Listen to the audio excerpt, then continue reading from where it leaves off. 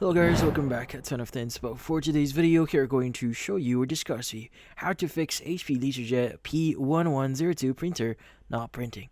So if you're interested, let's get started. So if you're having problems with your HP LaserJet printer here, there is something that you could try doing. So first things first is you may want to restart both your device here. So in this case, turn off your printer and as well as your computer here and wait for about like 60 seconds. Then power both back on, and this clears out any temporary glitches that might be interfering with the connection, which in this case, this actually resets your internal components as well.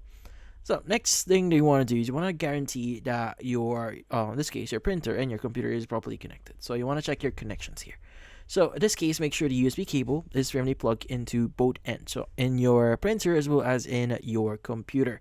So a loose connection can completely stop printing from working.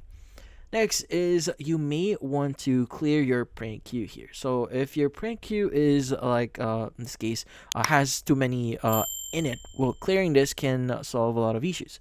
So you want to go to your devices and printers on your PC and find HP LaserJet P1102 and just right click and select see what's printing and cancel any pending print jobs here.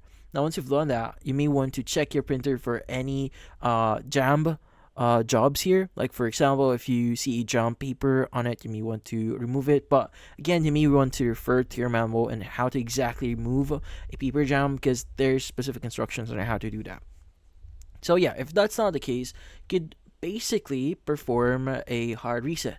So in this case, on with your printer turned on here, you want to unplug the power cord from the back of the printer and from the wall outlet as well, and wait for about 60 seconds. Then once that's up, you can just plug everything back in and the power the printer back on again. Now this can reset and clear any internal hardware glitches and reinitialize the printer. But yeah, so in this case, that's about it. Hopefully this video was able to help you. Like and subscribe to NFTinspo. Thank you for watching.